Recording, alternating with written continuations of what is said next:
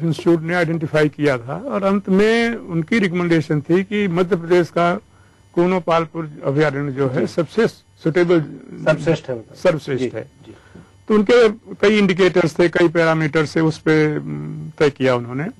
तो भारत सरकार के स्तर पर तीनों राज्यों के माने भारत सरकार और गुजरात और मध्य प्रदेश के अधिकारियों की आधिकारिक स्तर पर चर्चा हुई और एक योजना बनाई गई। मध्य प्रदेश सरकार से कहा गया कि आप योजना प्रस्तुत करिए कि लायन इंट्रोडक्शन गुजरात से मध्य प्रदेश में करना है जी।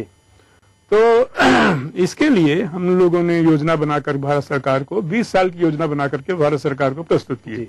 उसमें 3 फेज थे कि pre introduction phase, introduction phase और फॉलो अप पोस्ट इंट्रोडक्शन। उसमें प्री इंट्रोडक्शन में ये था कि हम वहां पर जो गांव हैं 24 गांव थे, करीब 17-18 से फैमिलीज थी, उनको हमको बाहर ले जाना था। जो पानी और दूसरे हैबिटेट की व्यवस्था लायन के प्रबंधन के हिसाब से करना था। जो आसपास के गांव थे उन वहां प्रचार प्रसार करके कि लायन आ रहा है ऐसी व्यवस्था होनी चाहिए। तो ये सारे काम करने थे प्री इंट्रोडक्शन फेज में। तो उसके लिए केंद्र सरकार ने हमें पैसे दिए, करीब 40-50 करोड़ रुपया 95 से लेकर के और 2005 तक। तो वो व्यय किए गए और 24 गांव जो अंदर थे वो हमने बाहर बसाए और बहुत सारे काम भी किए गए, हैबिटेट मैनेजमेंट के काम किए गए और एरिया माने ये कहा गया कि मैच्योर हो गया कि वहां से शेर आना है। तो चूंकि ये जब शेर आने लायन आने की बात हो गई तो अधिकारी स्तर से बात ऊपर चली गई जी। तो जो अधिकारी उस समय आए थे मीटिंग्स में जी, तो जब ऊपर से जो राजनीतिक दबाव था उसके आगे उन्होंने हाथ डाल दिए और ये कहा कि नहीं हमने सहमति नहीं व्यक्त की थी और इस तरह की, और राजनीतिक स्तर पर शायद तय किया गया कि मध्य प्रदेश की हालत अच्छी नहीं है और ये वहाँ पोचिंग होती है और ऐसा होता है। पंकज, आप तो राजनीति से भी जुड़े रहे हैं और एनवायरमेंट से भी जुड़े रहे हैं, तो क्या लगता है द्विवेदी जी बात कह रहे हैं कि राजनीतिक दबाव एक बड़ा कारण बन रहा है इसमें?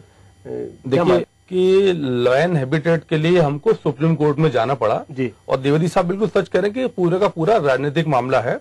गुजरात के साथ बड़ी समस्या ये कि लायन उनका मोनो है और मोनोपोली दोनों है जी। तो गुजरात अपने मोनो और मोनोपोली दोनों के लिए संघर्ष कर रहा है, लेकिन उसमें इस जिद के आगे वो लायन सेफ्टी के जज्बे को भूल रहे हैं।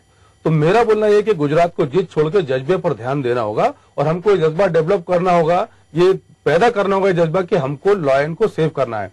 ये साइंटिफिकली प्रूव हो चुका है और आप हर जगह जो एनवायरमेंटलिस्ट हैं जो वाइल्ड लाइफ पे काम करते हैं वो ये एडवाइस करते हैं कि हमको छोटे छोटे एनिमल हैबिटेट डेवलप जिद छोड़कर जज्बा पैदा करना होगा। आपकी बात बिल्कुल ठीक है, आपसे हम आगे बात करेंगे। फिलहाल वक्त चला एक ब्रेक का, ब्रेक के बाद पंकज जी से और जानेंगे कि किस तरह का जज्बा होना चाहिए।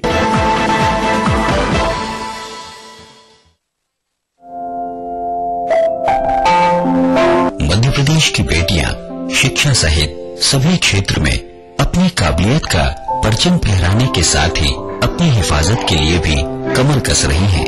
उनमें नया जोश और आत्मविश्वास जागा है। स्कूल कॉलेजों में उन्हें आत्मरक्षा का प्रशिक्षण दिया जा रहा है ताकि वे उनके साथ गुस्ताखी करने वाले लोगों के दांत खट्टे कर सकें। मुख्यमंत्री श्री शिवराज सिंह चौहान चाहते हैं कि बेटियां बहादुर और सबल बनकर बेफिक्री से स्कूल, कॉलेज या काम पर जाएं। उन्हीं की पहल पर बेटियों को मार्शल आर्ट का प्रशिक्षण दिया जा रहा है। हमने ये भी तय किया कि मार्शल आर्ट बेटियों ने कहा कि मामा हमें सिखा दो, जरा कुंफू कराटे हम ही सही कर देंगे। हमने तय किया, हम ट्रेनिंग देने का काम कर रहे हैं, ट्रेनर आ गए और धीरे धीरे होगा, लेकिन सभी कॉलेजेस में बेटियों को मार्शल आर्ट की ट्रेनिंग देने का काम भी करें। आत्मरक्षा के प्रशिक्षण में छात्राएं गहरी रुचि लेकर खुद की हिफाजत की हर कला की बारीकी को सीख रही हैं। हमें इतना ज्यादा कॉन्फिडेंस ला दिया है, हमारे अंदर इतनी आत्मनिर्भरता भर दी गई है कि आज हम कहीं भी जाएं हमें कहीं जाने से अकेले डर नहीं लगेगा। स्कूल कॉलेजों में दिए जा रहे आत्मरक्षा के प्रशिक्षण की हर जगह तारीफ हो रही है। आज हम ये महसूस करने लगे हैं कि हमारी बच्चियां सुरक्षित हैं, क्योंकि राज्य सरकार ने शिक्षा के साथ साथ विद्यालयों में जो आत्मरक्षा की ट्रेनिंग देना शुरू कर दी है, उससे हम घर में थोड़े निर्भीक होके हैं। मध्य प्रदेश सरकार की पहल से अब बेटियां बन रही हैं अपराजिता। भारत इतिहास के पन्नों पर मध्य प्रदेश की है खास जगह, लेकिन आज के मध्य प्रदेश में क्या है सरकार और विपक्ष का आंकड़ा? कैसी चल रही है यहाँ की जिंदगी? तकलीफों से जूझती तो कभी खिलखिलाती, कभी बेजुबान तो कभी बलवान। देखिए अपना एमपी इस समय पर। इस न्यूज के सह प्रायोजक हैं जेपी सीमेंट, अंदर से सॉलिड। हृदय रोगों के इलाज की विश्व स्तरीय सुविधा अब जबलपुर में ही उपलब्ध। चट्टानों सी मजबूती, खरे सोने की quality, Birla gold cement. Aqua safe, जो कर दे आपके पानी को प्योर एंड सेफ। का सपना देखो साकार हुआ, 20 साल का अपना पंचायती राज हुआ। कुछ सपने थे उन आँखों में, नए रंग उन सपनों में भर दिए हमने। ग्राम सभा को सशक्त कर आसमां छूना सिखाया है हमने। महिलाओं के स्वाभिमान को नई पहचान दी है हमने।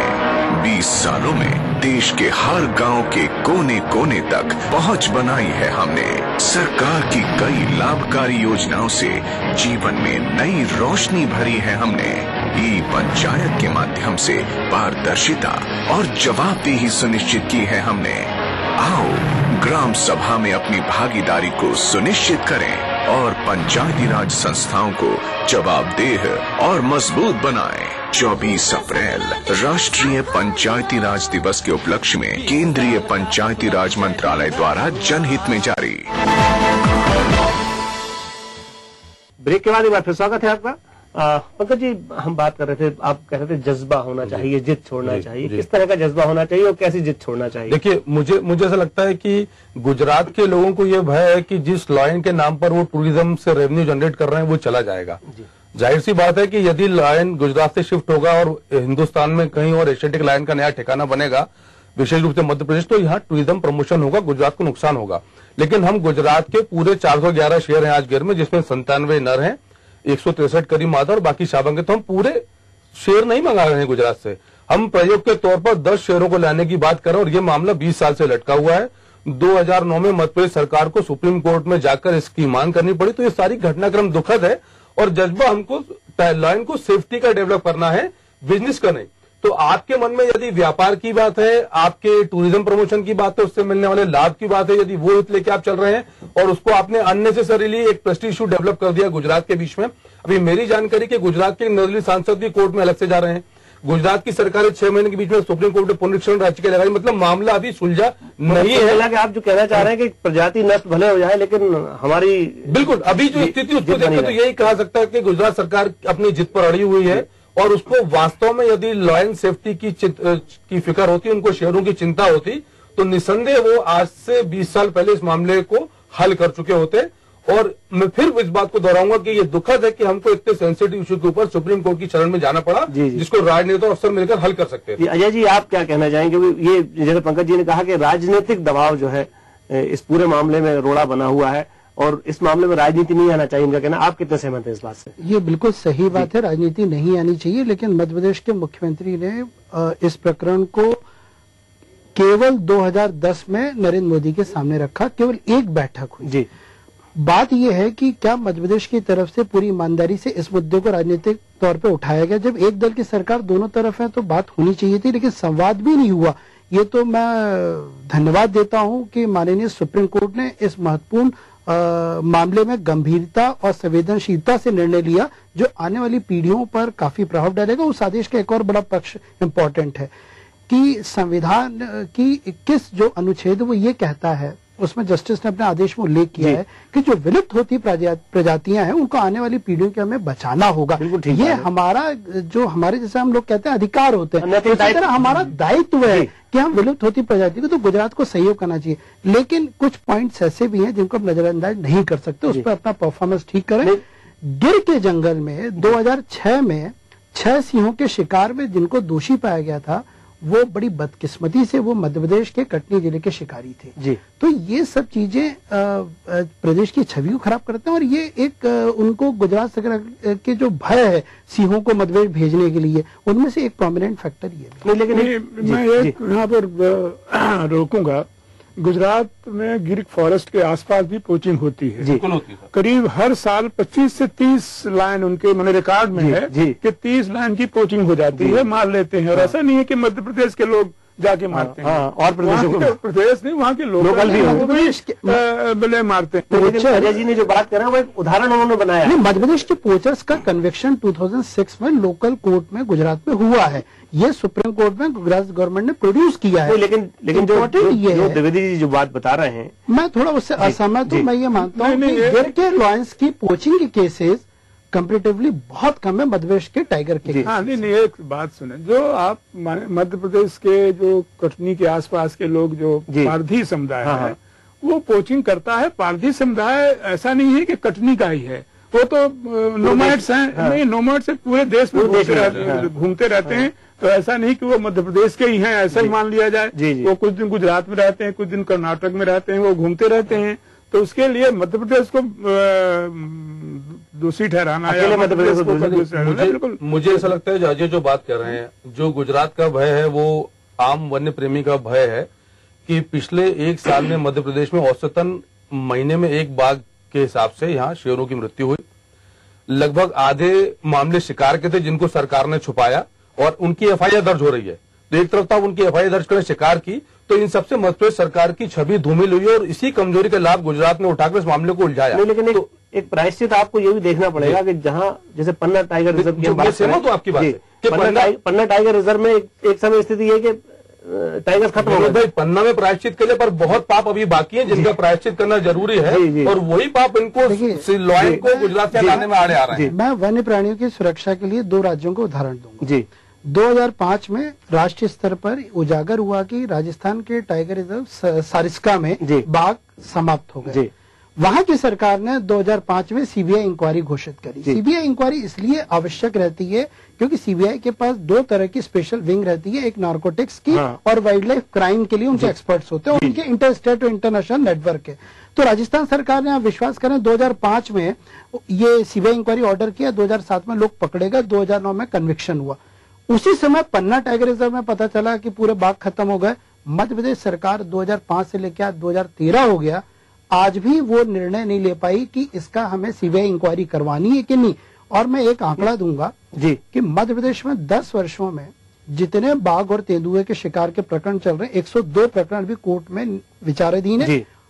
कन्विक्शन केवल 4 मामलों में हुआ जी। बिल्कुल द्विवेदी जी, बड़ी गंभीर बात अजय जी बता रहे हैं। हमारा एक बात तो ये कह रहे हैं कि सीबीआई इंक्वायरी का जो मामला है, सीबीआई इंक्वायरी का मामला बहुत तेजी से उठाता है। वन मंत्री ने भी शायद इस बात की घोषणा की थी कि सीबीआई इंक्वायरी कराएंगे, लेकिन वो मामला कहाँ चला गया, कहाँ दफन हो गया, किसी को नहीं मालूम। दूसरी बात भी नहीं मालूम जी, जो कन्विक्शन की बात है वो भी बड़ी गंभीर है कि कन्विक्शन नहीं हो रहा है। देखिए कन्विक्शन फॉरेस्ट और वाइल्ड लाइफ मामले में इस संबंध मैं ये चाहता हूँ क्योंकि आप सरकार में रहे, सरकार में अंदर की क्या बात है वही आपसे जनता जान सके, वही आपसे बता रहा हूँ कि देखिए जब एक मामला कोर्ट में जाता है तो वो एविडेंस मांगते हैं। हाँ ठीक बात है, एविडेंस मांगते हैं। जंगल में एविडेंस कहाँ मिल, चाहे लकड़ी चोरी का हो और चाहे किसी पोचिंग का हो, तो जनरली सर्कमस्टांसेस के आधार पर हम उसको सिद्ध करना चाहते हैं। तो ऐसी स्थिति में मैंने वो चूंकि एविडेंस नहीं रहता, अकेले में ये सारे अपराध अकेले में किए जाते हैं, तो एविडेंस न मिलने के कारण कन्विक्शन ये तो मैं बता रहा हूँ। जब मैं प्रधान मुख्य वन संरक्षक था तो मैंने हाई कोर्ट के जो अपने जबलपुर के मुख्य न्यायाधीश मिस्टर रविंद्रन थे, उनसे हमने बैठक आयोजित की थी और बैठक आयोजित करके उनको सारी स्थिति बताई थी कि साहब एविडेंस आपको कहाँ से लाएं, कहाँ आपके जजेस को हम कैसे जंगल में शेर मारा गया, एक आदमी गोली से मार दिया, कहाँ से कैसे संतुष्ट करें। तो मैंने ये है कि ये सारी चर्चाएं हुई, तो फिर हम लोगों ने वर्कशॉप किए जजेज और फॉरेस्ट। जो हमारी दिक्कतें थी, जो फॉरेस्ट ऑफिसर्स की दिक्कतें थी, वो जजेस को बताई कि जजेस क्या चाहते हैं, कैसे कन्विक्शन बढ़ेगा। तो अब भी मैंने अभी भी वो डायलॉग्स हैं चल रहे हैं और शायद पहले की अपेक्षा आप कन्विक्शन काफी एक जो बात बड़ी गंभीर आई थी कि सीबीआई इंक्वायरी का मुझे विनोद भाई जो बात सीबीआई का मुद्दा उठा जी, तो मेरा ऐसा मानना है, मैं अजय की बात से इसमें इत्तेफाक रखूंगा कि सरकार के मन में चोर है, क्योंकि ये जिम्मेदार हैं, इनकी लापरवाही तो सब मध्य प्रदेश में, इसलिए ये भाई भी तो सीबीआई जांच कर। यदि आप दोषी नहीं है, आपका पक्ष बिल्कुल उजला है, तो जान दीजिए सीबीआई इंक्वायरी होने दीजिए, कन्विक्शन आने। भाई राजस्थान में सारिस्का में लोगों का कन्विक्शन 2 साल में कैसे हो जाता है, वही मध्य प्रदेश का विभाग यहाँ पर कन्विक्शन क्यों नहीं कर पाता? आज तक नहीं तय कर पाया। उसका कारण ये है कि अंदर की बात में जानना चाहूंगा आपसे, क्योंकि जब हमारे वन मंत्री ने भी घोषणा की थी सीबीआई की, शायद आपको ध्यान होगा, 4 मार्च कराएंगे 2010 को विधानसभा के बाहर अंदर क्या है घोषणा करी थी। थोड़ा बता सर, ये जो बागड़ है, ये बागड़ देखिए शायद इस बारे में बताइए। देखिए ऐसा है कि सीबीआई इंक्वायरी क्यों नहीं हुई, इसके बारे में तो मैं आपको सही स्थिति की जानकारी नहीं दूंगा या नहीं दे सकता, इसलिए कि मैं सरकार में तब नहीं था। हाँ जी। मैं 2005 में सेवानिवृत्त हो गया और सारी घटनाएं ये 2005 की हैं। देखिए, और जब मैं प्रधान मुख्य वन संरक्षक था और जब मैं मुख्य वन्य प्राणी अभिरक्षक था, तो पन्ना में 33 टाइगर्स थे और बाकायदा वाइल्ड लाइफ इंस्टीट्यूट ने आइडेंटिफाई किया था। और धीरे धीरे वो डिक्लाइन हुआ, ये मानते हैं, पोचिंग हुई, सब जानते हैं कि ये अवैध रूप से मारे गए, माने शिकार हुआ इनका। और ये माने सीबीआई इंक्वायरी होनी चाहिए था, मैं भी कहता हूं कि होनी चाहिए। द्विवेदी जी, हम रोकेंगे, ब्रेक का वक्त हो गया है। द्विवेदी जी भी मानते हैं कि सीबीआई इंक्वायरी होना चाहिए थी, क्यों नहीं हुई? क्योंकि 2005 में वो सेवानिवृत्त हो गए थे, उसके बाद सरकार ने इस मामले में क्या किया, हम और जानेंगे इस बारे में, और कैसे भरोसा दिला पाए गुजरात को कि मध्य प्रदेश में सिंहों की आमद हो जाए। जिला मार्केल ने प्रधानमंत्री से की मुलाकात, किया जाए। सिटी सेंटर मॉल बना अपराधों का बालाकृष्णन पर कसा शिकंजा। न्यूज है जब वो नई है,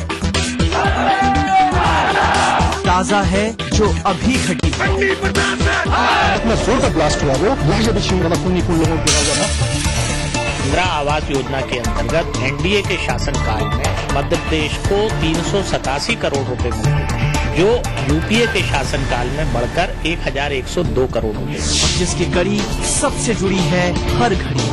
ईटीवी न्यूज, दिन भर लगातार, दिन भर क्या बनी खबर, क्या बन रही है खबर। छत्तीसगढ़ी अंदाज में रणनीति राजनीति की, जनजीवन की चमकती छवि से प्रतिबिंब जन चेतना का, राजधानी के राजमार्ग से सुदूर जिलों की गुमनाम गलियों की, हमर जिंदगी की सारी खबरें हमर छत्तीसगढ़ में। देखिए इस समय पर। न्यूज के सह प्रायोजक हैं चट्टानों सी मजबूती, खरे सोने की क्वालिटी, बिरला गोल्ड सीमेंट। हृदय रोगों के इलाज की विश्व स्तरीय सुविधा अब जबलपुर में ही उपलब्ध। जेपी सीमेंट, अंदर से सॉलिड।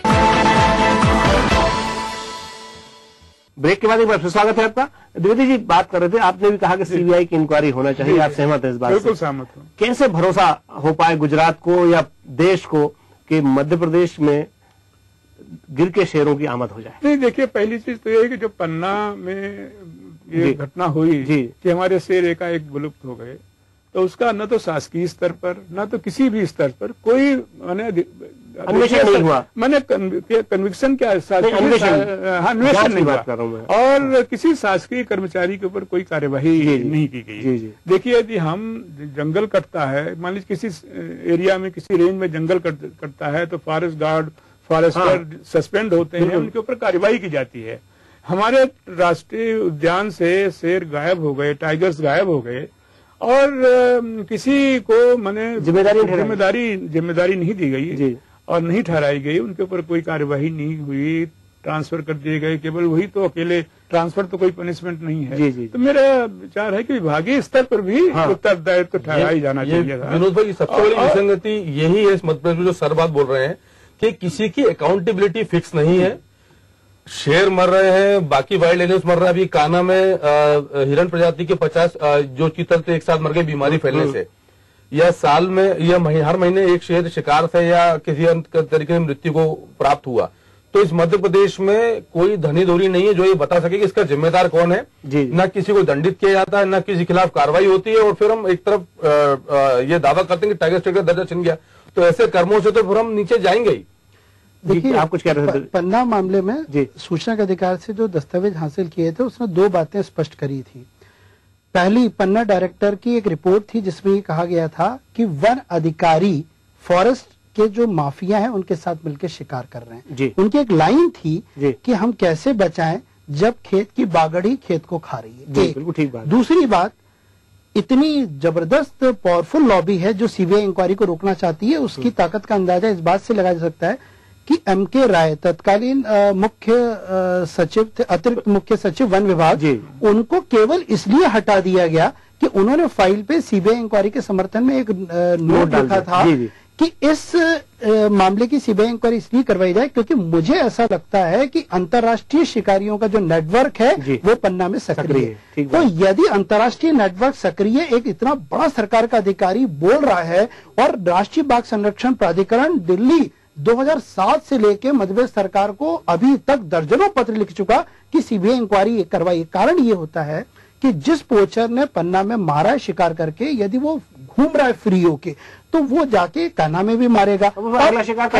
सेकंड चीज, मैं सर ने कहा कि कोर्ट की मामलों में एविडेंस कलेक्शन, सर मैं आपको बताना चाहूंगा अधिकतर प्रकरणों में हम लोग ने स्टडी करी है कि फॉरेस्ट ऑफिशियल्स एविडेंस कलेक्शन तो छोड़िए होस्टाइल हो जाते हैं, कोर्ट में आके पक्षद्रोही हो जाते हैं। कोर्ट में जो बात वो लिखते समय पीओआर काटते हैं, प्राइमरी ऑफेंस रिपोर्ट, वो जो लिखते हैं वो वही अधिकारी जाके कोर्ट में बदल जाते हैं। तो इस मामलों में ये अधिकतर मामलों में मैंने पाया है। द्विवेदी जी कुछ बताना चाह रहे हैं। कई कमजोरियां हैं। मैंने ऐसा नहीं है कि एक वही कोर्ट में एक्चुअली है क्या कि एक हमला नियत चाहिए, नियम से ज्यादा महत्वपूर्ण वो कोर्ट में चालान पेश करता है। जब आज हम यहाँ हैं, हमने चालान प्रस्तुत कर दिया, हमारा केस में इंटरेस्ट है, मैं केस जानता हूँ, 4 महीने 6 महीने 10 महीने बाद में बदली हो जाती है, कोई दूसरा आ जाता है, उसको न कोई जानकारी है। एक जो बड़ी गंभीर बात अजय ने उठाई है कि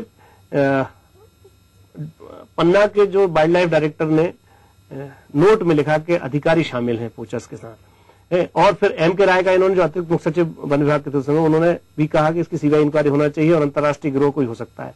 क्या लगता है आपको, कहीं सरकार की नियत में खोट की बात सवाल उठाया है? सरकार क्या है, डायरेक्टर लिख रहा है और कोई बता रहा है कि भाई ये अधिकारी जिम्मेदार है और ये उसके साथ मिला हुआ है, तो उसको स्वयं अधिकार होता है कि वो कुछ कार्यवाही करे। रेंज अफसर तक वो स्वयं कुछ कार्यवाही कर सकता है। यदि बड़ा अधिकारी है तो उसको यदि पिन पॉइंट करके किसी को भेजेगा तो ऐसा कैसे है कि कोई कार्रवाई नहीं होगी?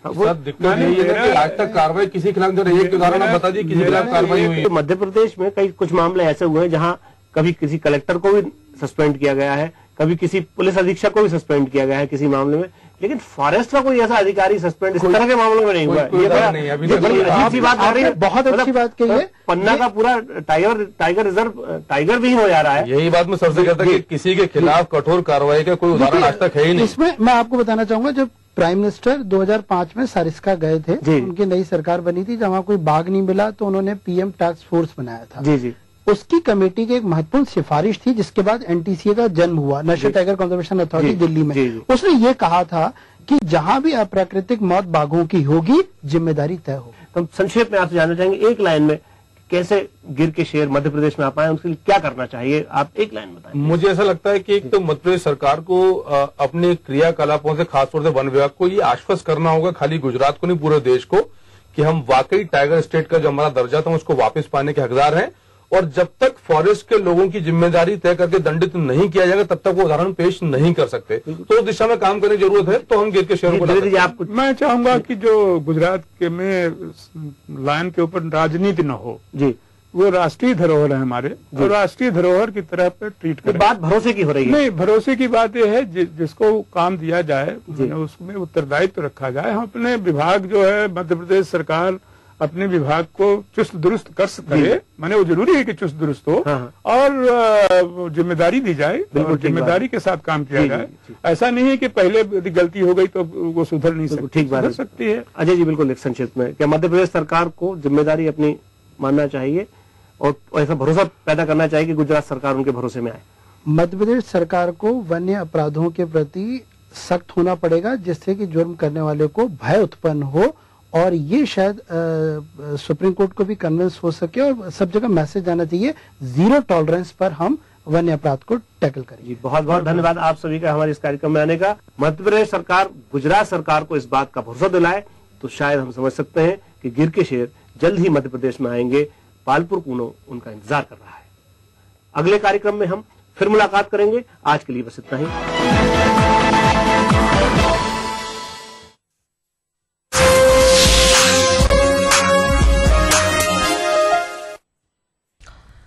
चलिए बड़ी खबर की हम बात करें। भोपाल से खबर है। यहाँ पर कस्तूरबा अस्पताल का एक हिस्सा गिर गया है। मलबे में से 7 लोगों को निकाल लिया गया है। कई लोगों के दबे होने की आशंका है। राहत और बचाव कार्य अभी भी जारी है। हम आपको बता दें कि महिला वार्ड की ये छत गिरी है जहाँ पर महिला मरीज भर्ती थी। 7 लोगों को निकाल लिया गया है। महापौर मौके पर पहुंच गई है कृष्णा गौर। कलेक्टर निकुंज श्रीवास्तव भी मौके पर पहुंच गए हैं और लोगों को निकाला जा रहा है। आला प्रशासनिक अधिकारी भी मौके पर पहुंच गए हैं। जो भी मरीज हैं और मरीज के जो परिजन वहां पर मौजूद हैं उनको निकाला जा रहा है। ज्यादा जानकारी दे रहे हैं भोपाल से हमारे संवाददाता संदीप भमरकर। संदीप, इस वक्त क्या खबर है? देखिए, पहले ये बता दूं कि कस्तूरबा अस्पताल बीएचईएल का सबसे बड़ा अस्पताल है। इसमें भेड़ के कर्मचारियों का इलाज किया जाता है। इसे किसी भी स्प्लिट में छोटा अस्पताल नहीं समझना चाहिए। तो इस अस्पताल के पिछला हिस्सा जो है, जो जहाँ पर महिला वार्ड होता है, इस 2 मंजिला महिला वार्ड पूरी तरह से ढह गया है, धराशायी हो गया है। कहा जा रहा है कि ये हिस्सा जर्जर था और इसी वजह से इसका धराशायी हुआ है। इसमें से अभी तक 6-7 लोगों को निकाला जा चुका है। इसके अलावा करीब 50 से 60 लोग की उम्मीद है कि जो इस धराशायी वाला हिस्सा है इसके अंदर से मौजूद थे और उनके दबे होने की आशंका है। लगातार अभी हमें कुछ आधा घंटा पहले तक जब हम यहाँ पहुंचे तो चीखने चिल्लाने की आवाजें मलबे के अंदर से आ रही थी। उसमें से अभी एक शख्स को बाहर निकाला गया है। कहा जा रहा है कि निचले हिस्से में आईसीयू को बनाने का काम हो रहा और इस आईसीयू में के निर्माण के काम में जो मजदूर लगा हुआ था वो इसमें से निकाला गया है। उसकी हालत फिलहाल गंभीर है और उसे कस्तूरबा अस्पताल के ही आईसीयू में एडमिट करके उसका इलाज शुरू कर दिया गया है। इस मलबे को हटाने के लिए नगर निगम का अमला, जिला प्रशासन और पुलिस का अमला, साथ ही साथ सीआईएसएफ का अमला पूरी तरह से लगा हुआ है। मलबे को बाहर निकालने की कोशिश जारी है, जिसके बाद में अनुमान लगेगा कि अंदर कोई और दबा है या नहीं है। लेकिन फिलहाल ये आशंका जरूर है कि अंदर जो भर्ती मरीज थे, जिसमें बड़ी जो महिला वार्ड है, महिलाओं की संख्या और महिलाओं के साथ जो रोगी के साथ में जो होते हैं शख्स, वो लोग भी जो शामिल हो सकते हैं। संदीप, हम आगे आपसे जानकारी लेंगे। इस वक्त हमारे साथ एडिशनल एसपी जुड़ गए हैं भोपाल से, राजेश सिंह चंदेल। उनसे बात करते हैं। राजेश जी, इस वक्त वहां पर कितने लोगों को निकाला गया है जो लोग दबे थे, क्या खबर है?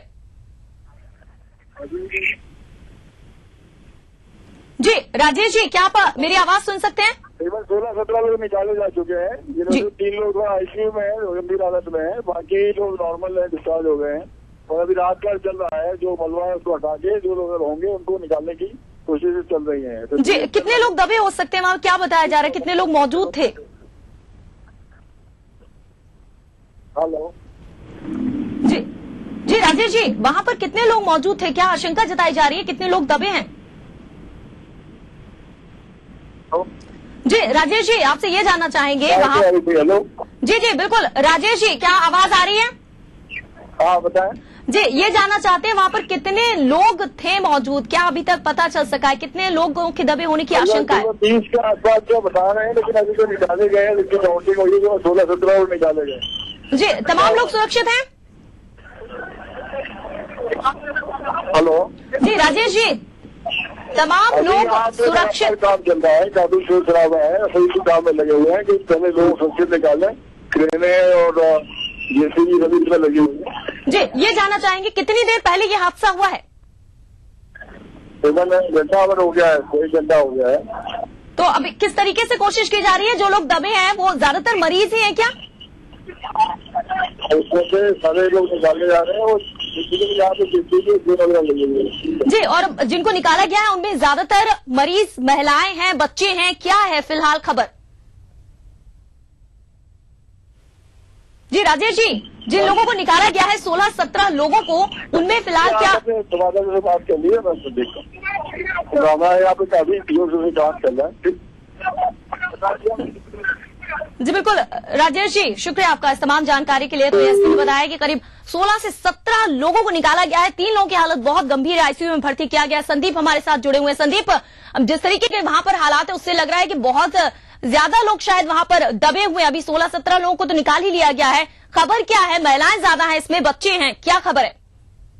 देखिए, महिला वार्ड है ये और 15 से 20 बिस्तर इसमें लगे हुए थे और इन सारे बिस्तरों पर मरीज थे और उनके साथी भी साथ में थे। इसीलिए उम्मीद है कि ये सारे लोग अभी दबे हुए, हालांकि 6-7